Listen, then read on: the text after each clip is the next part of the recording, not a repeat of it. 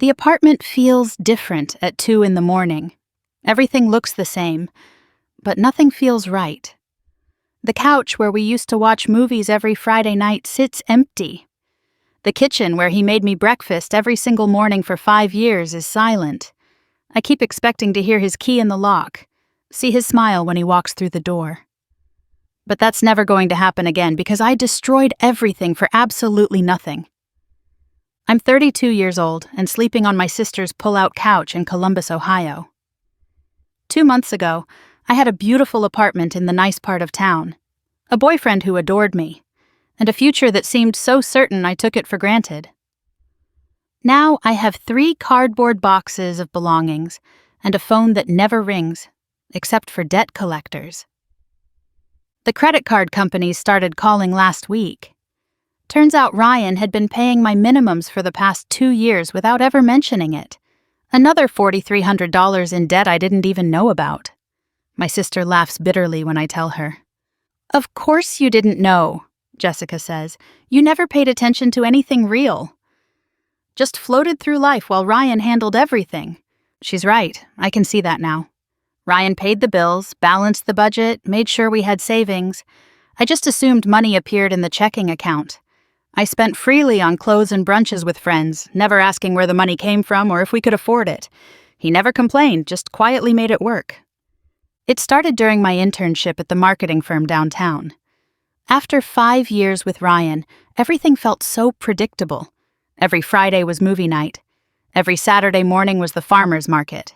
Every Sunday was brunch at the same place where they knew our order before we even sat down. He'd wake up at 5:30 every morning to make me coffee and pack my lunch before starting his own 12-hour shift as a physician assistant at the hospital. I was bored, that's the truth of it. Bored of the stability, bored of knowing exactly what my life would look like in 5 years, 10 years, 20 years. Ryan had our whole future mapped out. He'd shown me the ring he was saving for, hidden in his sock drawer like I wouldn't find it. A simple solitaire, exactly what I'd pointed out 3 years ago. He remembered everything. The internship was supposed to be my big break into marketing. Finally, at 32, I was going to have a real career instead of bouncing between retail jobs. Ryan had supported me through 2 years of online classes, paying most of our bills so I could focus on school. He never complained, just kept saying how proud he was. Daniel started the same day I did. He was 28, fresh from grad school, with this confidence that made everyone in the office pay attention when he walked in. He wore expensive suits and always smelled like cologne that probably cost more than I made in a week. During our first team meeting, he sat next to me and whispered jokes about our boss's terrible presentation skills. I laughed harder than I had in months. "You've got a great laugh," he said after the meeting. "Coffee?" I should have said no.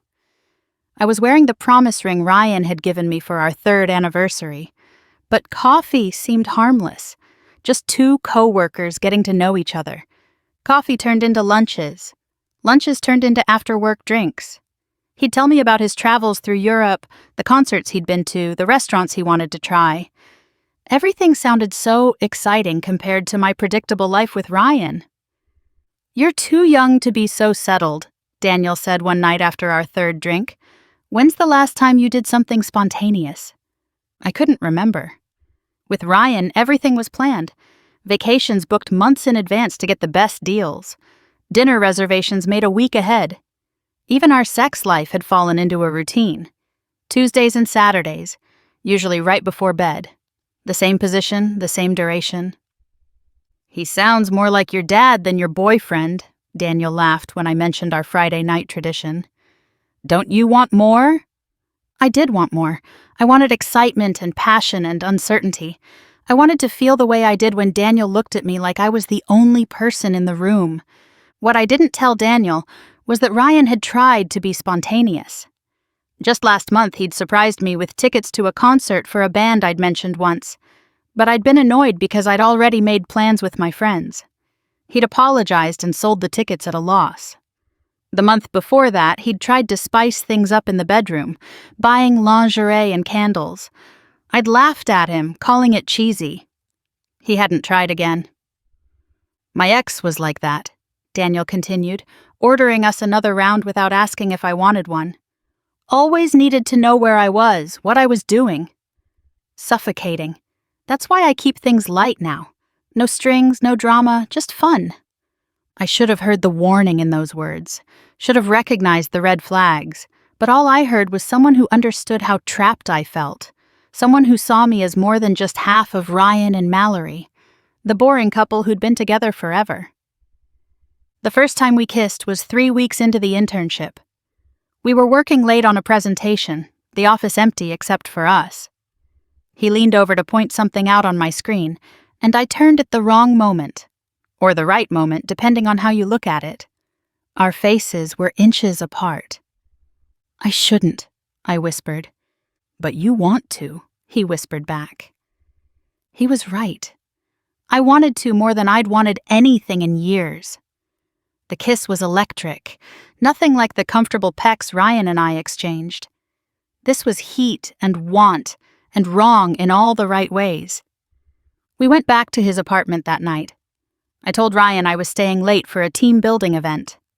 He texted back that he'd left dinner in the fridge for me, that he loved me, that he hoped I was having fun with my new coworkers.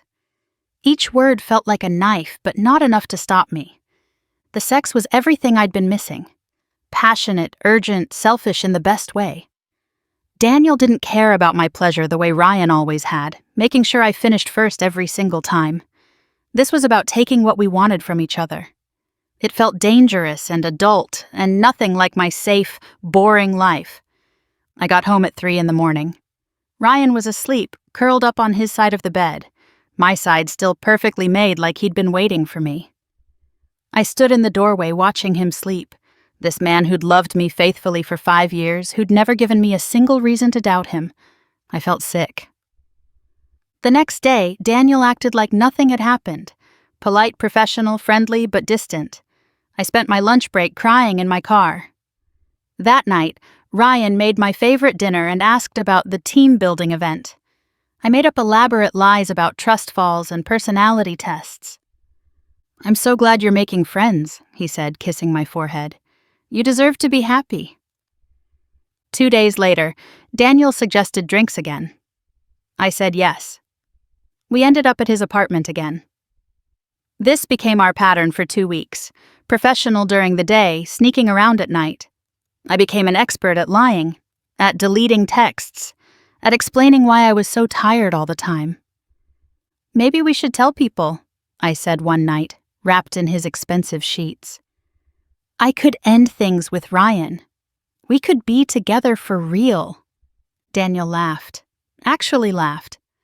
"You're sweet," he said, lighting a cigarette even though he knew I hated the smell. "But this is just fun, right?" "I'm not looking for anything serious. I thought you knew that." I felt stupid. So incredibly stupid. Of course he wasn't looking for anything serious. Guys who looked like Daniel didn't settle down with women like me. I was just another conquest, a bored girlfriend looking for excitement. I went home that night and found Ryan awake, sitting at the kitchen table with his laptop. "Hey," he said, his face lighting up when he saw me. "Perfect timing." I was just looking at houses. I know we said we'd wait another year, but the market is really good right now, and I think we could afford something small if we're careful with the budget. He turned the laptop toward me, showing me a little craftsman house with a front porch and a yard big enough for the kids we'd talked about having. "What do you think?" he asked. So hopeful, so trusting. I think that's when I decided to tell him. Not out of guilt or love or wanting to do the right thing. I told him because I wanted to hurt him the way Daniel had hurt me. I wanted someone else to feel as stupid and worthless as I did. "I've been sleeping with someone from work," I said, the words coming out flat and emotionless. His face went through so many changes. Confusion, disbelief, understanding, and finally, a kind of blankness that was worse than anger would have been. "Oh," he said, "just that. Oh." "It's been going on for 2 weeks," I continued, needing to fill the silence. "But it's over now. He didn't want anything serious. I was going to end things with you anyway after my internship ended. I wasn't sure about our future. Even as I said it, I knew it wasn't true. I'd been perfectly sure about our future until Daniel made me question everything. But I needed Ryan to think this had been coming for a while, that it wasn't just about sex with a random coworker. You should be glad it was only him, I added, the cruelest words I've ever spoken. I haven't even seen him since. It could have been worse. Ryan stared at me for the longest time. Then he closed his laptop, stood up, and walked to our bedroom. I heard drawers opening and closing. 20 minutes later, he came out with a duffel bag. "I'll come back for the rest of my things when you're at work," he said. His voice was steady, but his hands were shaking. "Don't contact me." "Ryan, wait," I said, suddenly panicking. This wasn't how it was supposed to go. He was supposed to fight for us, to be angry, to give me a reason to leave. "We can work through this. I'll do whatever it takes. Counseling, whatever you want." He looked at me then, really looked at me, and I saw the love he had for me just vanish from his eyes. "I loved you," he said. "I was going to propose next month on our anniversary." "Your sister helped me plan it. I've been saving for 2 years to get you the exact ring you wanted. I thought we were building something." "We were," I said, tears streaming down my face. "We can still build it. Please, Ryan, don't leave." He shook his head slowly. "You just told me you were planning to leave me anyway. You just said I should be grateful you only cheated once. Do you even hear yourself?" I did hear myself. And for the first time I heard how cruel I sounded, how entitled, how completely without empathy for the man I'd claimed to love. "I have patients at 7 tomorrow morning," he said, heading for the door. "People who actually need me. People who won't throw my care back in my face." He walked out, and that was the last time I saw him. I called in sick to work the next day, and the day after that. By the third day, my supervisor called to inform me that my internship was being terminated for violation of company policy regarding workplace relationships. Turns out Daniel had gone straight to HR and reported our inappropriate relationship the moment I suggested we could be a real couple, painting himself as the victim to save his own career. Within a week, I'd lost everything. Ryan had removed me from our joint accounts, as was his right since he'd been the only one contributing. The apartment was in his name. My car was in his name because my credit had been shot when we met and he'd co-signed for me. I had nothing. The morning I went to get my car, it was gone. I called Ryan in a panic, breaking the no-contact rule. "I had it repossessed," he said, his voice cold and unfamiliar. "I've been making the payments for 3 years. You never even paid for gas." "How am I supposed to get to work?" I screamed into the phone. "That's not my problem anymore," he said, "but I wouldn't worry about it." HR called me yesterday. Apparently your coworker filed a complaint about you harassing him. Said you wouldn't accept that it was over. My blood ran cold. That's not true. He's lying. "I don't care," Ryan said, "but they wanted to verify your employment history. I told them the truth, that I'd been supporting you completely, that you'd never held a job longer than 6 months, that the only reason you got the internship was because my colleague's wife worked there and put in a good word." "Why would you tell them that?" I whispered. "Because it's the truth," he said. "Something you might want to try sometime." He hung up. When I called the office, they confirmed my internship had been terminated effective immediately. I moved in with my sister Jessica in Columbus. She didn't even try to hide her disgust. "Ryan called me," she said as she showed me to her couch, crying. "Do you understand what you threw away? That man worshipped you." I understood. God, I understood. Every morning I woke up expecting to smell coffee brewing, to see a lunch packed with a little note. Every night I reached for him in bed and found empty space. I'd scroll through my phone looking at 5 years of photos, 5 years of inside jokes and shared memories and plans for a future I'd destroyed. Social media made everything worse. Ryan had blocked me on everything, but mutual friends kept me updated whether I wanted to know or not. He'd moved back home to Cleveland. He was focusing on work. He'd joined a hiking group. Then, 3 weeks ago, the update that broke me. Ryan was dating someone new, a pediatric nurse from his hospital. Someone age-appropriate and stable and deserving of him. "She's perfect for him," our mutual friend Lisa told me over coffee, not even trying to spare my feelings. "They have so much in common." She loves those old movies he's always watching. Did you know she makes him lunch now? He was showing everyone these elaborate bento boxes she creates. It's adorable. Bento boxes. I'd made him peanut butter and jelly most days if I remembered at all. "He seems really happy," Lisa continued. "Like genuinely happy. Not just going through the motions. Sarah says she's never seen him smile so much." "How long have they been together?" I managed to ask. "About 6 weeks, but honestly, Mallory, everyone at the hospital has been trying to set them up for years. She's had a thing for him forever, but he was always talking about you. Now that he's available." Lisa shrugged. "She actually appreciates him." "Did you know she goes to all his volleyball games? Sits in the stands cheering? You never went to a single one in 5 years." She was right. Ryan played in a recreational volleyball league every Thursday. He'd asked me to come watch so many times in the beginning, but I always had something better to do.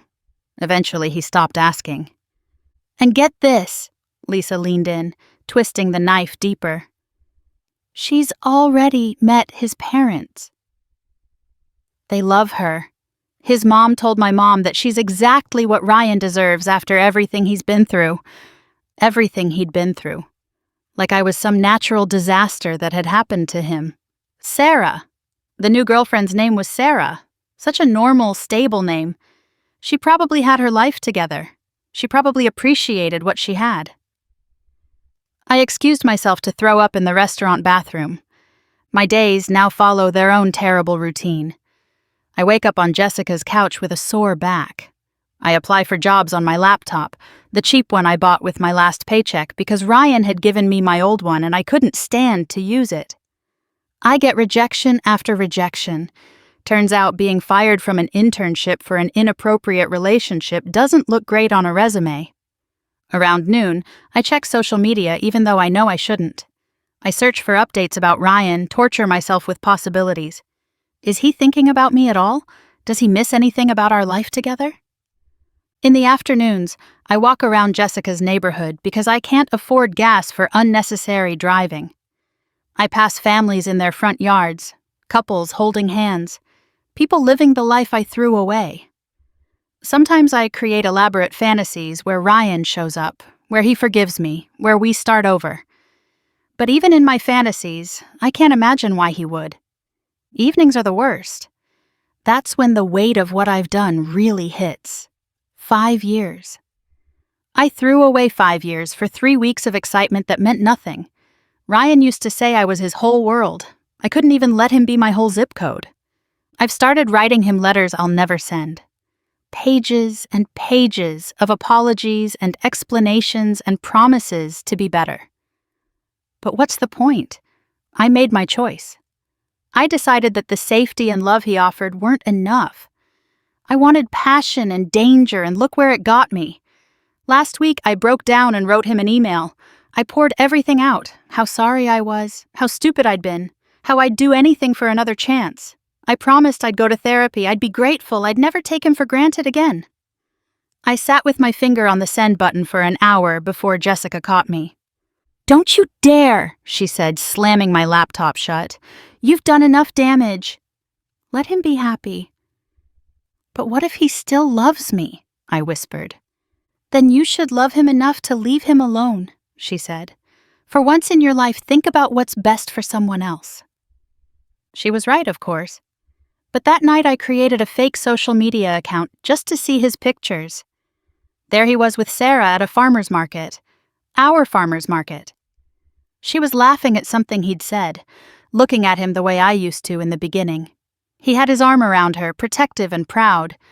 In another photo, they were cooking together in what must be her apartment. She was teaching him to make something complicated looking while he watched her with complete adoration. The caption read, "Teaching this one how to make proper ramen. He's a quick learner." I zoomed in on his face. He looked younger somehow. The stress lines that had appeared over our last year together were gone. His smile reached his eyes in a way it hadn't in months with me. He looked free. Jessica says I need therapy. She's probably right, but therapy costs money I don't have. And honestly, what would I say? That I had a good man who loved me and I threw it away because I was bored? That I deliberately hurt him in the cruelest way possible because my ego was bruised?